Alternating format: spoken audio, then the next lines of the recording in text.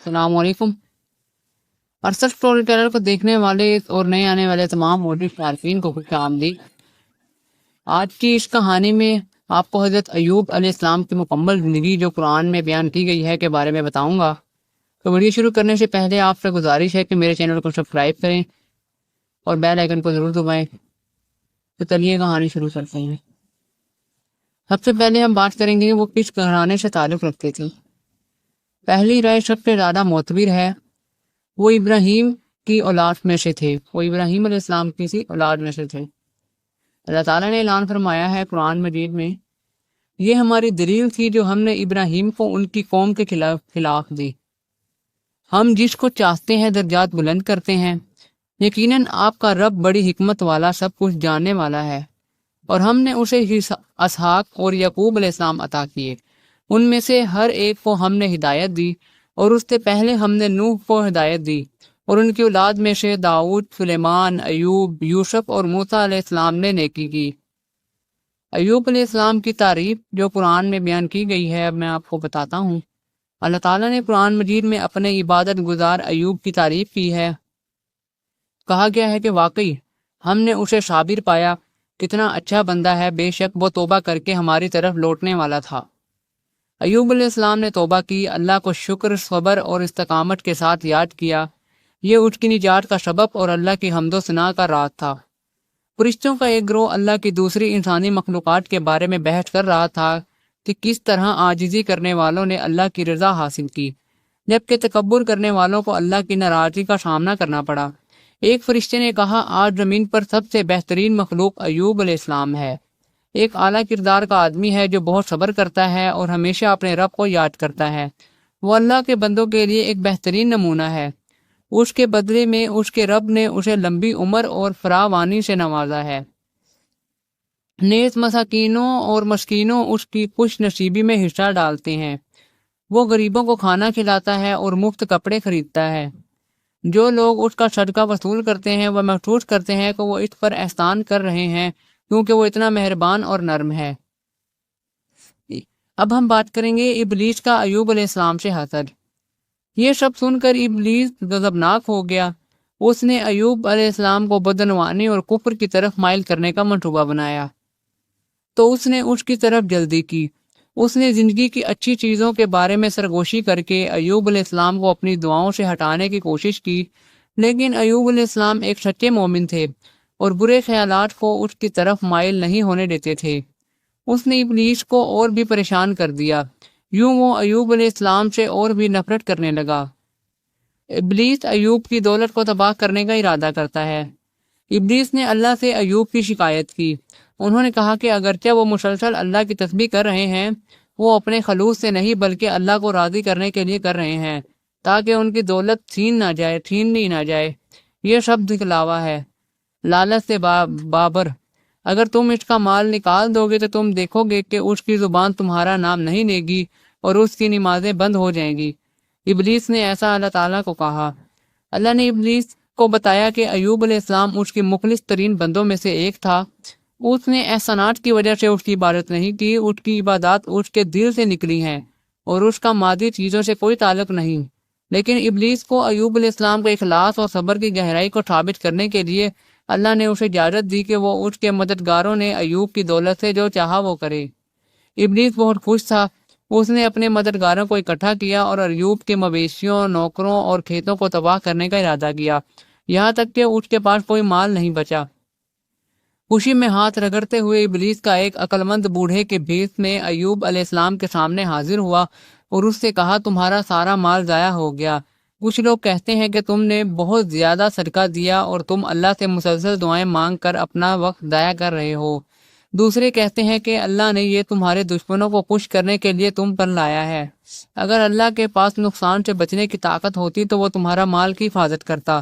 اپنے عقیدے کے مطابق ایوب علیہ السلام نے جواب دیا، جو کچھ اللہ نے مجھ سے چھین لیا ہے وہ اسی کا ہے، میں صرف تھوڑی دیر کے لیے اس کا امانت دار تھا۔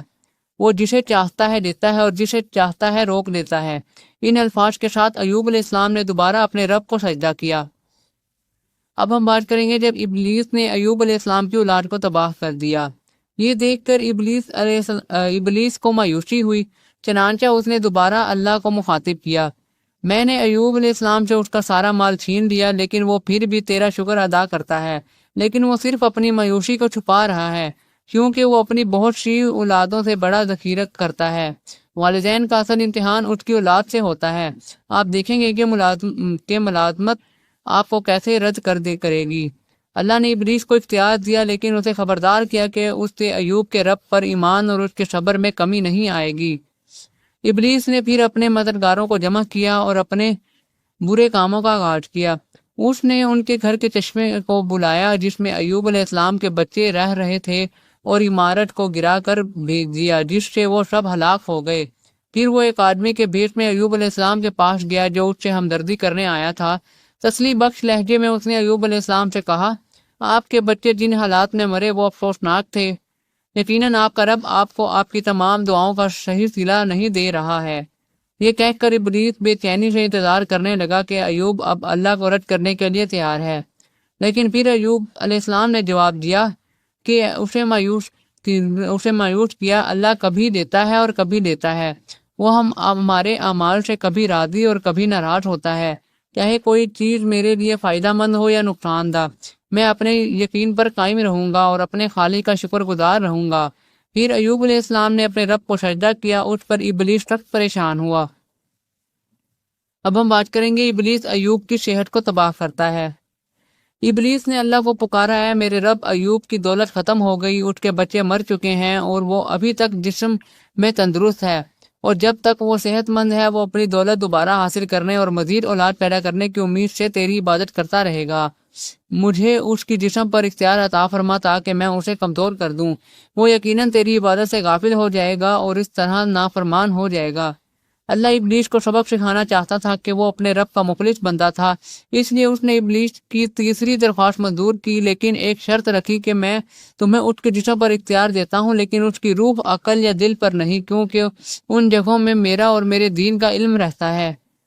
اس نے اختیار سے لیس ہو کر ابلیس نے ایوب علیہ السلام کے جسم سے بدلہ لینا شروع کر دیا اور اسے بیمار سے بھر دیا، یہاں تک کہ وہ صرف جلد اور ہڈی تک سمٹ کر رہ گئے اور اسے شدید تکلیف ہوئی، لیکن تمام مصائب کے باوجود ایوب علیہ السلام اپنے ایمان سے مضبوط رہے، بغیر شکایت کے تمام مشکلات کو صبر سے برداشت کیا۔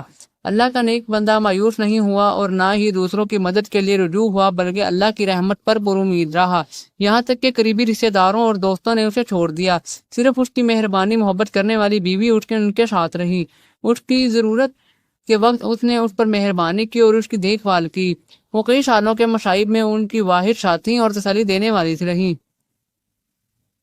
اب ہم بات کرتے ہیں ملازمت کی زندگی، وہ بھی خلاصے کی صورت میں۔ ابن عساکر نے بیان کیا کہ ایوب علیہ السلام ایک آدمی تھے جس کے پاس ہر قسم کی بہت سی دولت تھی، ان کے پاس غلام، بھیڑیں، حیران کی وسیع زمینیں اور بہت سے بچے، اور وہ تمام نعمتیں ان سے چھین لی گئیں اور وہ جسمانی طور پر بھی تکلیف میں تھے، ان کے دل اور زبان کے علاوہ کوئی عضو بھی ٹھیک نہیں تھا، جس سے اس نے اللہ کی تسبیح کی۔ اس کے آخری وقت تک اور اس کی بیماری کے آخری وقت تک ان کے دوران ان سے نفرت محسوس کرتے تھے اور لوگ اس سے ملنے سے پرہیز کرتے تھے۔ اب ہم بات کرتے ہیں ایوب علیہ السلام کی رحمت کی دعا۔ اس لیے ابلیس بے چین ہو گیا، اس نے اپنے مددگاروں سے مشورہ کیا لیکن وہ اسے مشورہ نہ دے سکے۔ انہوں نے پوچھا، یہ کیوں کر ہے کہ آپ کی ہوشیاری ایوب علیہ السلام کے خلاف کام نہیں کر سکتی، پھر بھی آپ آدم کے باپ آدم کو جنت سے بہکانے میں کامیاب ہو گئے۔ ابلیس مرد کی شکل میں ایوب کی بیوی کے پاس گیا، تمہارا شوہر کہاں ہے؟ اس نے اس سے پوچھا۔ اس نے بستر پر گرے ہوئے ایک بے چان شکل کی طرف اشارہ کیا اور کہا، وہ وہاں ہے، زندگی اور موت کے درمیان تعلق ہے۔ ابلیس علیہ السلام نے اسے وہ دن یاد آ گیا جب ایوب کے پاس آئے، اچھی صحت، دولت اور اولاد تھی، اچانک سالوں کی مشکلات کے دردناک یاد نے اس پر قابو پا لیا اور وہ آنسوؤں سے پھوٹ پڑی۔ اس نے ایوب علیہ السلام سے کہا، تم کب تک ہمارے رب کی طرف سے یہ اذیت برداشت کرو گے؟ کیا ہم ہمیشہ مال، اولاد یا دوستوں کے بغیر رہیں گے؟ تم اللہ سے اس تکلیف کو دور کرنے کے لیے کیوں نہیں پکارتے؟ پھر حضرت ایوب علیہ السلام نے آہ بھری اور دھیمی آواز میں جواب دیا، ابلیس نے آپ سے سرگوشی کی ہوگی اور آپ کو مطمئن نہیں کیا ہوگا، بتاؤ میں نے کتنی دیر تک اچھی صحت اور دولت سے لطف اندوز کیا؟ اس نے جواب دیا، 80 سال۔ تب ایوب علیہ السلام نے جواب دیا، میں کب تک اس طرح کی تکلیف اٹھا رہا ہوں؟ اس نے کہا 7 سال۔ ایوب علیہ السلام نے پھر اس سے کہا اس صورت میں مجھے اپنے رب سے مشکل دور کرنے کے لیے پکارتے ہوئے شرم آتی ہے، کیونکہ میں نے اچھی صحت اور فراوانی کے برسوں سے زیادہ تکلیف نہیں اٹھائی۔ ایسا لگتا ہے کہ تمہارا ایمان کمزور ہو گیا ہے اور تم اللہ کی تقدیر سے مطمئن نہیں ہو۔ اگر میں دوبارہ صحت یاب ہو گیا تو میں تمہیں فوت جھٹکے سے سزا دوں گا۔